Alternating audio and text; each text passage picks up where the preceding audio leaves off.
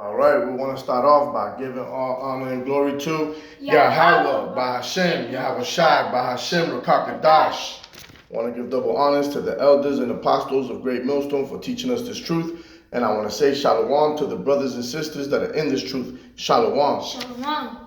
All right, so I'm going to go into a quick lesson because time is running out. So this is going to be called Time is Running Out, as we are being vigilant with the times that the things that are happening right now in these times. We understand through the scriptures we don't have that much time, so time is running out. There's been times where I've been told things, and I never listened, and I ended up in bad situations. You know what I mean? But thanks to Yahweh, because of His mercy, I'm still here, and now I've had a second chance in life to do things right, and I'm fighting for that position, to stay in this council, to stay in the spirit, and not be a reproach while time is expiring in this society, this world, which is Esau's world, okay? I want to make it to that next world that's coming, which is Jacob's, okay? Under the rulership of Yahweh Bashem Yahweh Shai, right? So we're going to go first to the book of Genesis, right? Because there's nothing new under the sun. It happened in the days of Noah, and it's going to happen this time. But this time it's going to happen with fire, right? But we're going to go to the book of Genesis, chapter 7, and start at 16. There's the book of Genesis, chapter 7, and verse 16. And they that went in male and female, of all flesh, as Yahweh had commanded him, and the Lord shut him in. See, and the Lord shut him in. And if anybody's familiar with anybody that's familiar with the scriptures, this is talking about the day that the flood was about to come down, right? When Noah built that ark, right? He was telling people, that this was going to happen to turn away from their wickedness, all right? But nobody took heed, right? But the Lord had mercy upon Noah. So He chose him and his family and two of each living creature to go into that ark, right? And the Lord shut him in, all right? And that is the same thing as these days, right? Because you're going to see why, right? Because the doors of mercy are closing, right? Time is running out.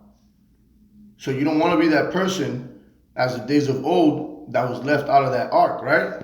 And the flood was 40 days upon the earth, and the waters increased and bare up the ark, and it was lift up above the earth. See, so that flood came, right? And there's going to be a great flood this time.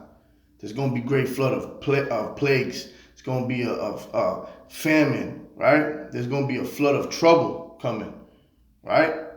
And if you're not obtaining that mercy from the Lord, right, you're going to be as those people that were left outside of that ark in that flood, right, with no protection. All right? So let's jump down to 22 real quick.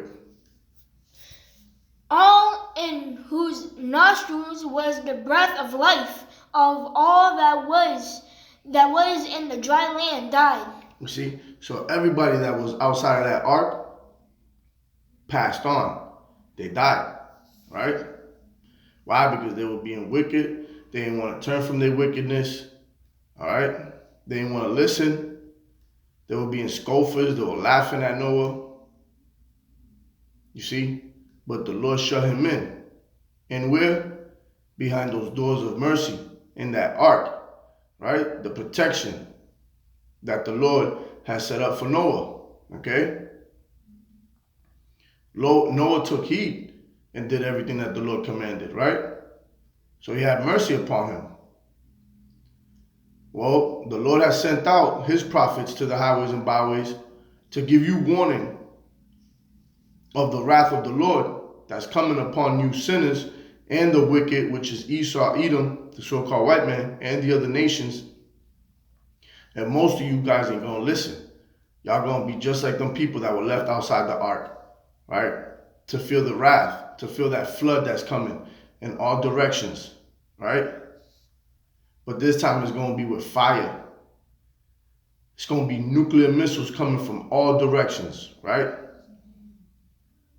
And once those chariots take off and you're not in them, once those doors shut, you see, that's the new ark that's coming in abundance to save his people. And if you're not in them, you're going to be in the middle of the destruction, right? Missile food. Time is running out. And we're letting you know, as the days of old, nothing is new under the sun, right? So now we're going to go to the book of Habakkuk, chapter 2 and verse 3. This is the book of Habakkuk, chapter 2 and verse 3. For the vision is yet for an appointed time, but at the end it shall speak and not lie. But at the end it shall speak and not lie, right? For the vision is yet for an appointed time, but at the end it shall speak, it shall come to life and not lie. These scriptures ain't gonna lie. And it's coming to pass. Everything that was written here is coming to pass, right? Though it tarry, right? Because the Lord is bound by his word, right? Wait for it. Wait for it, right? Believe in it, okay? Because it will surely come. It will not tarry. Because it will surely come. It will not hold back, right? Okay? The Lord said he's not gonna slack. He's gonna send those plagues. He's gonna send all that, the famine, right? The sword is gonna be upon the whole earth. All right? So surely it will come. It will not tarry, right? So now we're going to go to the book of Ecclesiasticus, chapter 5 and verse 7. This is the book of Ecclesiasticus, chapter 5 and verse 7. Make no tarrying to turn to the Lord. Make no tarrying to turn to the Lord. Don't wait. Don't say, maybe tomorrow, maybe next week, maybe I'm going to wait for the Lord to call upon you. He's calling upon you right now. If you're listening to this, if you're in the highways and byways passing by us, right, and you hear us calling upon you to come listen to the word of the Lord is calling upon you, right?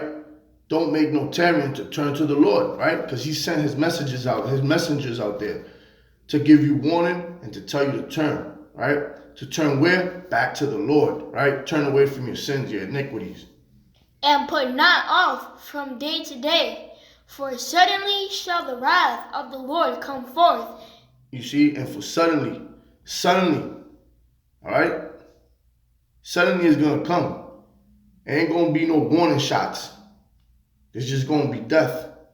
That's it. Suddenly, all right? There ain't going to be no phone calls. There ain't going to be no emails, right?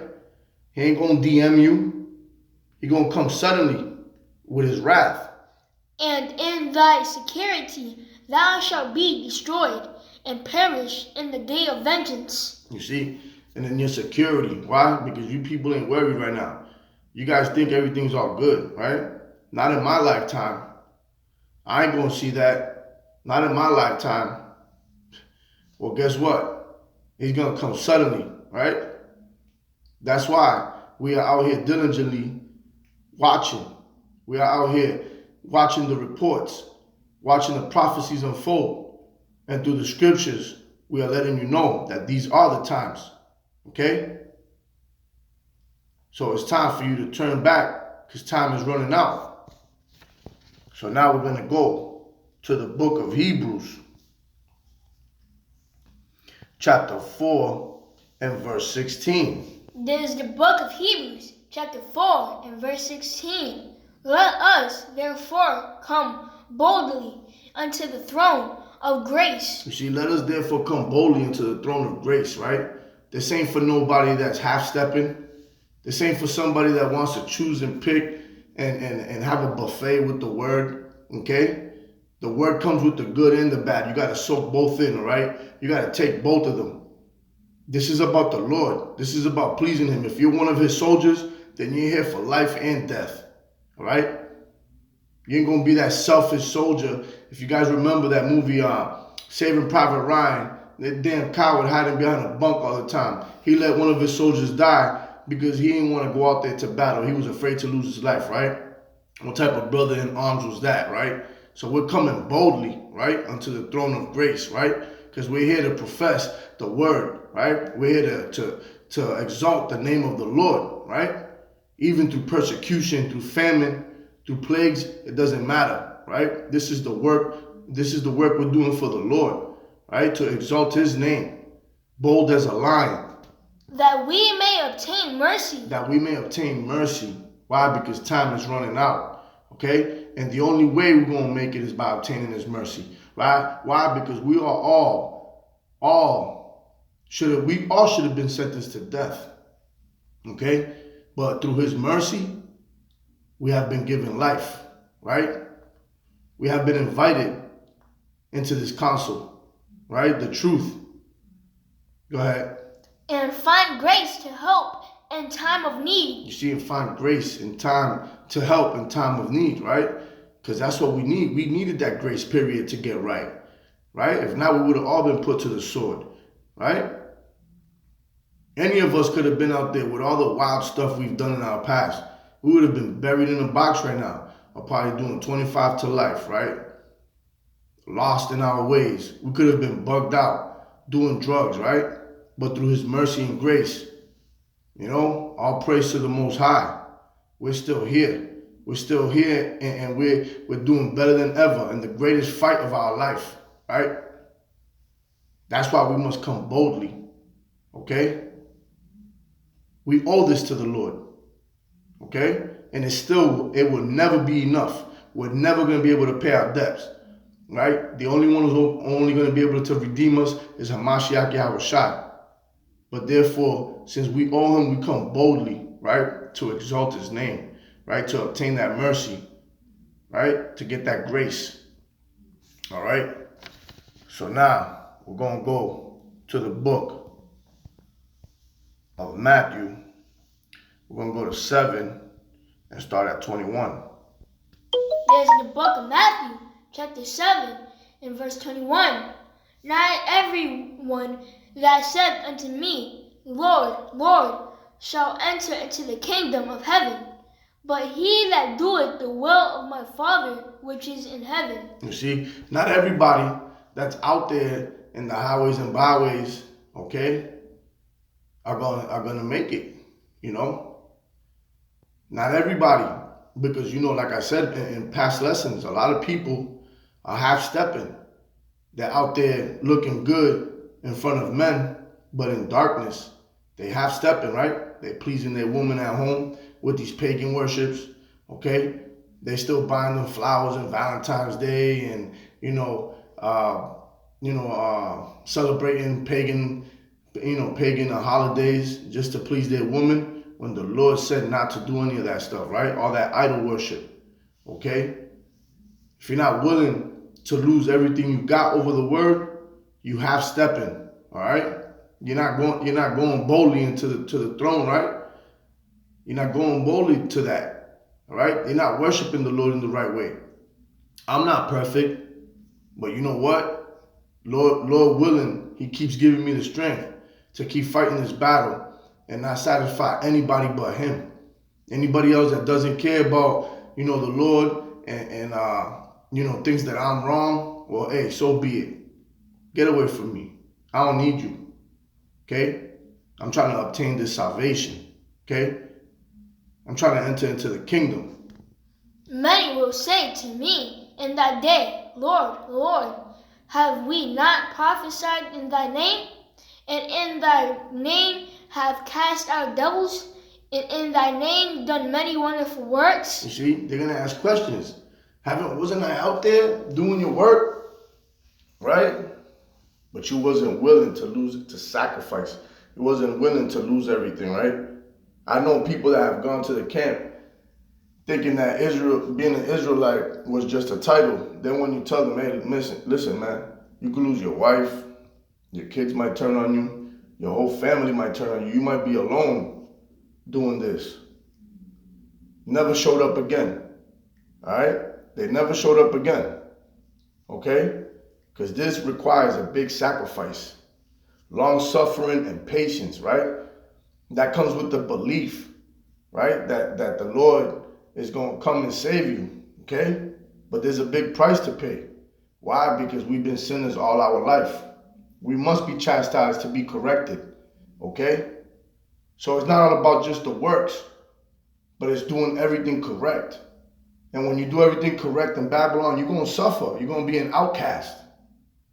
And if you're not willing to do that, you're not worthy to step to the throne. Right? You're not bold enough to step to the throne. All right? So, let's keep going. Let's go with 23. And then will I profess unto them, I never knew you. Depart from me, ye that work iniquity. Ye that work iniquity, you see? He's going to say, I never knew you. Depart from me. That's a very fearful thing, man. For the only one that can save you to tell you, depart from me. There's only two sides of the coin, right? Either the mercy of the Lord or the wrath of the Lord. And if you're not obtaining his mercy, you're going to catch hell, man. And time's running out, and we've been telling you people, stop waiting until tomorrow. Today's the day. As soon as you hear this message, Salakia, as soon as you hear this message, that's the time to do it. As soon as it clicks into your mind, to your soul, as soon as your spirit feels it, that's the time to do it, okay? That's the way you fear the Lord. Okay? You don't play with fire, all right? Don't let the Lord tell you he never knew you. Examine yourself. So, let's move on to the book of Matthew 22 and 11. Start at 11. This is the book of Matthew, chapter 22, and verse 11. And when the king came in to see the guests, he saw there a man which had not on a wedding garment. And what wedding is this? This is the wedding between Hamashiach Yahushua and the kingdom. Okay? Why? Because the kingdom is adorned like a bride for her husband, right? As it says in Revelations, I believe chapter 12. All right?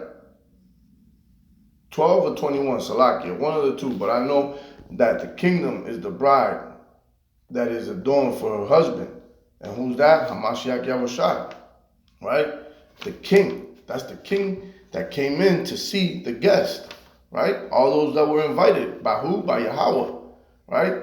He saw there a man which had not a wedding garment. And what was that? This doctrine, the truth. Right? Not the person that added on to this truth, not the person that took away, broke down things and chopped them up. All right? The blind that led the blind. You have to have the right wedding garment, the right doctrine, the right truth. Okay? You have to purify yourself with the long suffering, as I was telling you. Right? You're going to be tested. That's how you're going to clean that garment. That's how you're going to have the right garment. Right? That garment without a blemish. You're going to go through that fire and get those impurities out. That's that suffering, those trials. Okay? And he said unto him, Friend, how camest thou and whether not having and hither not having a wedding garment? And he was speechless. Then said the king to the servant Salakia, Bind him hand and foot, and take him away, and cast him into outer darkness.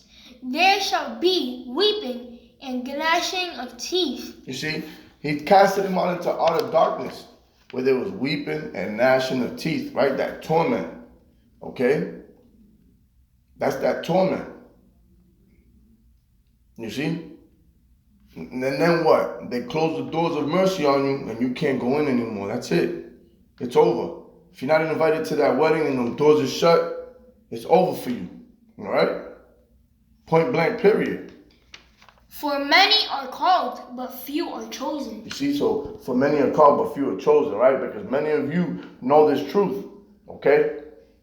But you guys worship with your lips and your hearts are far from him, right? You guys don't examine yourselves. You guys don't have that fear in you, okay? You guys are not correcting the things in your life, all right? Thinking that tomorrow is promised for you, right? And it is better to die, in this truth than to die as a reprobate, okay? You never know if tomorrow is promised. That's why we always say, Lord willing. Time could be running out for you right now. Shit.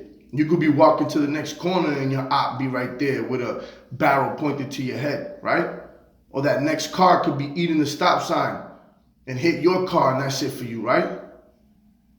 Something as simple as you falling and hitting the corner of a wall, right? Splitting your head open, and that's it. You ain't even responding no more. Or having a heart attack, right? Going to sleep, not waking up. Time could be running out for you right now, tonight. And you think that the Lord, you think that's not in the fear, right? To not die on the right side, or even to obtain mercy, right? For when these times come, you can make it. Many are called, but few are chosen. You see? Because only the chosen are in this with truth and sincerity. All the others think this is a game. Partying, sabotaging the holy days, doing all types of foolishness, not taking it serious, not knowing that the Lord is your plug, man. And once he pulls that, that's it for you. Flatline. All right? So make sure you are the chosen, not only the called. All right?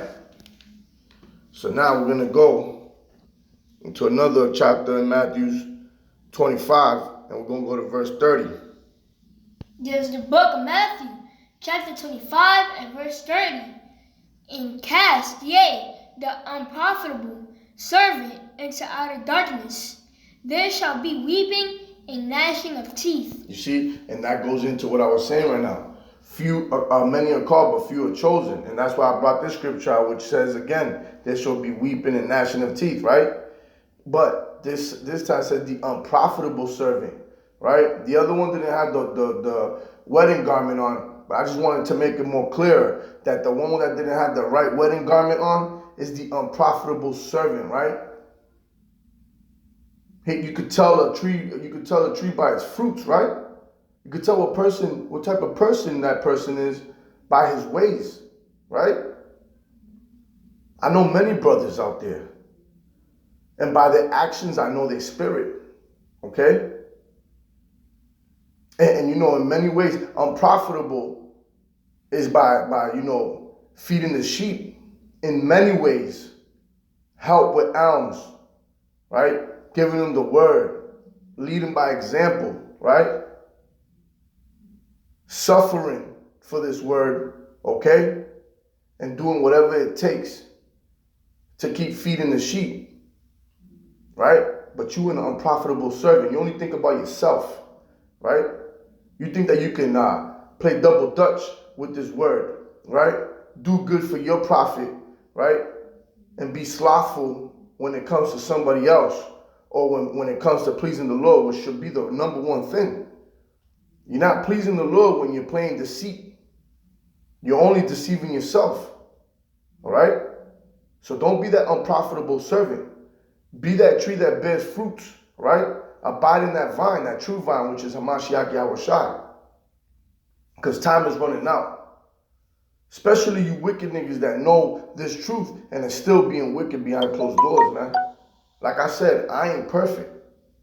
I'm not, because if not, I wouldn't need Hamashiach Yahushua. But I need Hamashiach Yahushua till the end, even after. I will always need him, all right?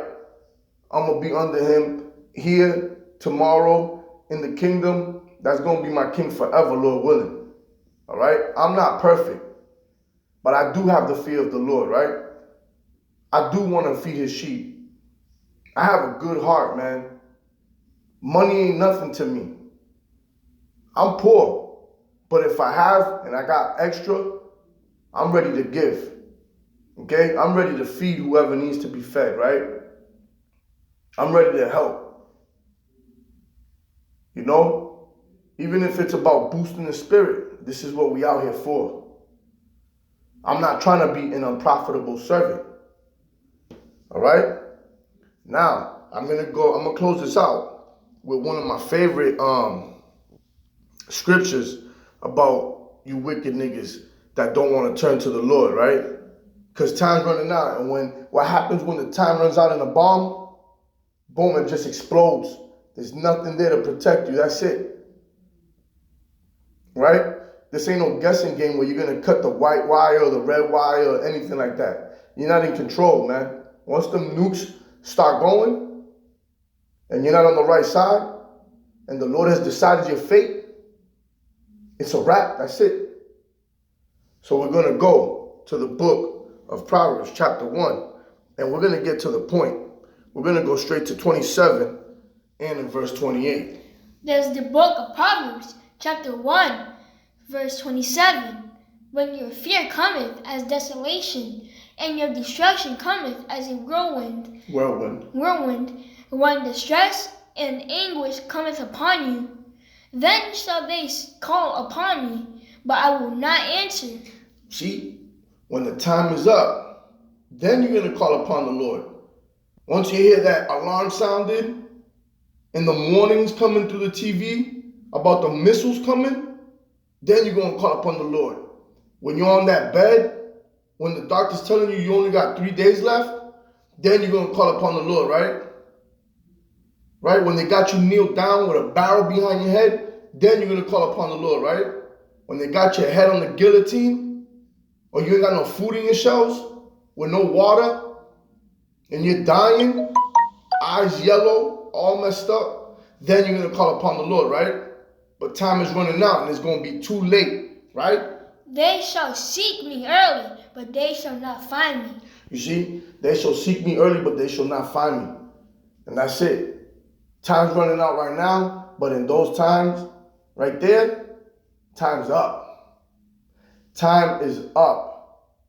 That's why I stress in so many videos for Israel to repent and come back to the Lord, because time is running out. And Lord willing, that was edifying. And with that, we're going to give all honor and glory to Yahweh, Bahashem, Yahweh Shai, Bahashem, Rakakadash. I want to give double honors to the elders and apostles of Great Millstone for teaching us this truth. And I want to say shalom to the brothers and sisters that are in this truth. Shalom. Shalom. DTA. DTA. Abba Baba. Kum Yasharala.